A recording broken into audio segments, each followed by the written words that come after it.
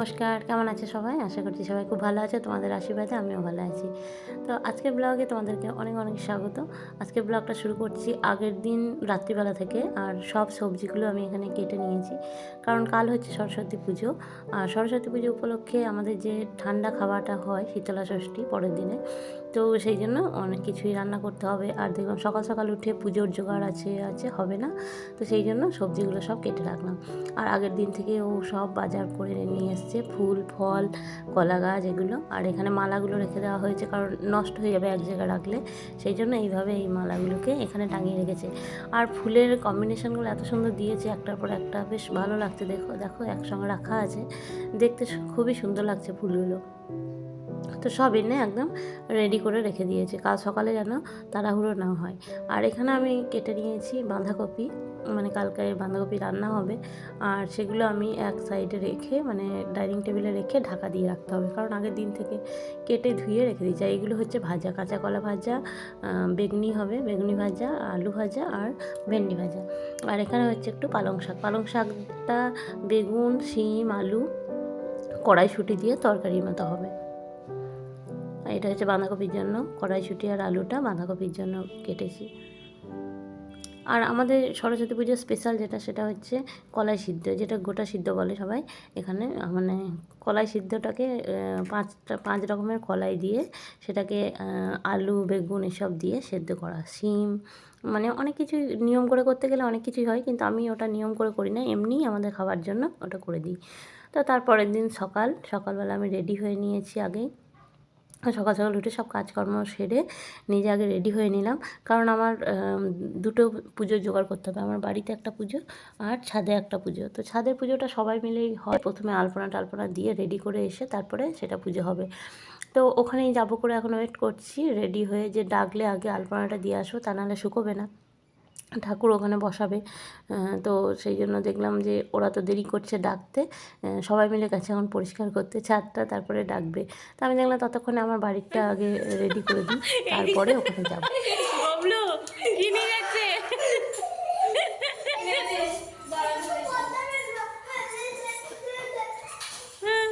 তো আমাদের ছাদের পুজো হতে যেহেতু দেরি হবে, এখনও কোনো জোগাড়যন্ত্রী নেই, তো সেই জন্য গবলুর মা ওকে পাঠিয়ে দিয়েছে আমাদের বাড়িতে অঞ্জলি দেবে, দেরি হবে তা না হলে। তো গবলু ও দিদি আর তিন্নি, মানে আমার মেয়ে, আমাদের বাড়িতেই অঞ্জলিটা দিয়ে দেবে। তো আমি সেই জন্য আমার বাড়িটা আগে তাড়াতাড়ি করে রেডি করছি, আগে এটা পুজো হবে তারপরে ছাদে পুজো হবে।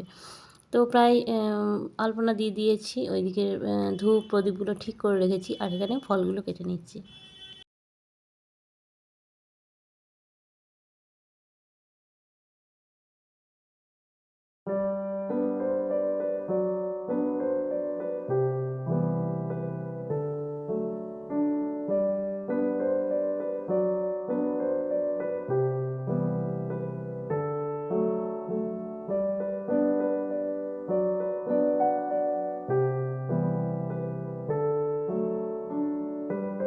তো এখানে তো আমার সব রেডি হয়ে গেছে, সব রেডি করে দিয়েছি। আর ও বসে গেছে পুজোতে, ওই পুজোটা ও করবে আজকে। আর এদিকে দেখো বাগানটা কি সুন্দর লাগছে, আর ওয়েদারটাও বেশ ভালো করেছে, রোদ উঠেছে ভালোই। আর এখানে পুজো শুরু হয়ে গেছে আমাদের বাড়ি।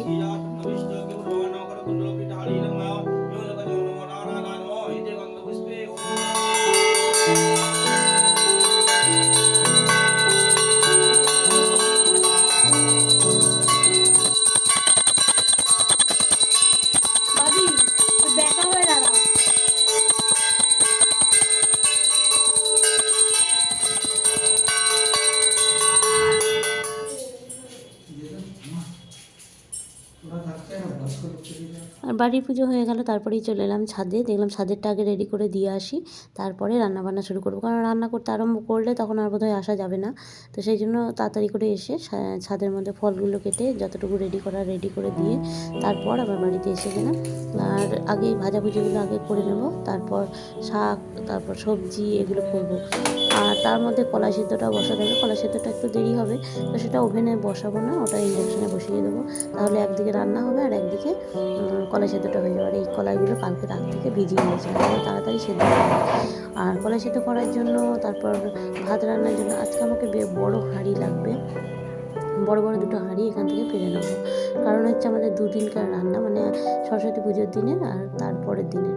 তো দুদিনের রান্না বলে বেশি বড় বড় জায়গা তো লাগবেই। তো সেই জন্য এখান থেকে এগুলোকে পেরে নিচ্ছি। ছাদ থেকে এসে যত তাড়াতাড়ি পারি রান্নাটা বসিয়ে দেওয়ার চেষ্টা করছি, কারণ 12টা বেজে গেছে এবং কখন হবে সেটাই আমি ভাবছি। অনেকগুলো রান্না আছে। তো এমনিতেই সেজেগুজে শাড়ি পরে একটু তো অসুবিধা হচ্ছে, কিন্তু শাড়ি ফাড়িও ছাড়তে পারছি না, কারণ হচ্ছে কখন ডাকবে আবার ছাদ থেকে সেই ছুটতে হবে। তো সেই জন্য ভাবলাম এইরকমভাবেই রান্নাটা যতটা এগোতে পারি একটু এগিয়ে নিই, তারপরে তো আবার যেতেই হবে। তো এসে বেগনি ভাজাটাও শুরু করে দিলাম, আর ওইদিকে কলাই সেদ্ধটাও বসিয়ে দিলাম। তো যতটা এগিয়ে যায় এদিকে এগিয়ে যাক, তারপরে যদি ডাকে তখন একবার আবার যাব। তো চলো রান্নাটা করে নেওয়া যাক।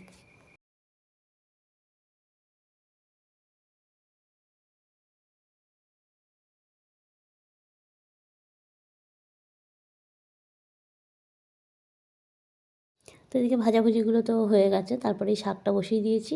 আর তখনই ফোন যে ছাদে আসবে না, পুজো শুরু হয়ে গেছে।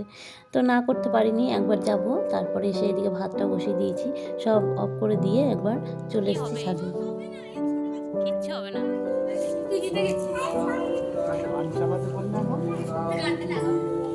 ফোনেও লাগিয়ে দাও, ফোনেই লাগিয়ে দাও।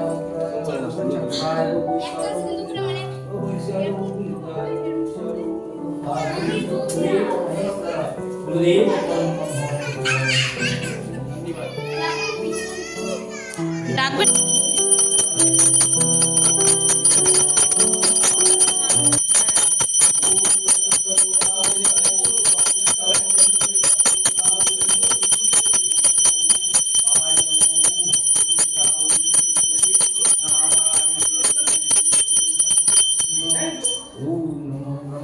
একদম ঠিক বলেছি। ঠিক আছে।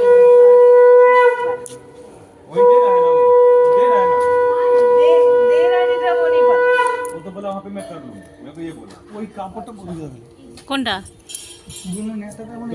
তো ছাদের পুজো কমপ্লিট হতে এক ছুট্টে বাড়ি চলে এলাম। এসে দেখছি 1:20 বেজে গেছে, আর এদিকে তারা আরম্ভ হয়েছে আমার। এক ছুট্টে চলে এসেছি আর কি। আর এসেই আগে বাঁধাকপিটা বসিয়ে দিয়েছি। তো একদিকে ভালো হয়েছে জানো, কারণ ছাদের পুজোটা যেহেতু বাবা করছে, তো ও ওখানে আছে, তো খাবার জন্য যে তাড়াটা, যে তাড়াতাড়ি ভাত খেতে হবে 1:30টার মধ্যে, সেটা নেই। সেই জন্য আজকে বেঁচে গেছি। আর আমার রান্না করতে প্রায় 2:30টা বেজে গেছিলো। আর এখন শাড়ি টাড়িগুলো সব ছেড়ে নিলাম, তাহলে তাড়াতাড়ি হবে রান্নাটা। একদিকে কিন্তু আমাদের ভালোই, কারণ হচ্ছে এই যে খাটাখাটনিটা সকাল থেকে হচ্ছে, এরপরে কিন্তু আমাদের আর কোনো খাটনি নেই, কারণ এরপর আর রান্নাবান্না করতে হবে না। রাত্রেও রান্না নেই, কালকেও রান্না নেই। তো রান্নাটা না থাকলে মনে হয় অনেকটাই রেস্ট মেয়েদের জন্য। তো রান্নাবান্না করার পরে তো একটু রেস্ট নিয়েছিলাম। আর এখন হচ্ছে সন্ধেবেলা, ব্লগটা আর বড় করছি না। বাবা আরতিতে বসেছে, তারপরে ছাদে আবার আরতি হবে। তো সবটা দেখাচ্ছি না, এখানেই ব্লগটা শেষ করছি। পরে আবার অন্য ব্লগে তোমাদের সঙ্গে দেখা হচ্ছে। আর আজকের ব্লগটা কেমন লাগলো অবশ্যই জানাতে ভুলো না। কমেন্ট করে, লাইক করো, কমেন্ট করো। আর যারা নতুন আছে তারা অবশ্যই চ্যানেলটাকে সাবস্ক্রাইব করে পাশে থাকা বেল আইকনটি প্রেস করে পাশে থেকো। সবাই ভালো থেকো, সুস্থ থেকো, দেখা হচ্ছে অন্য ব্লগে।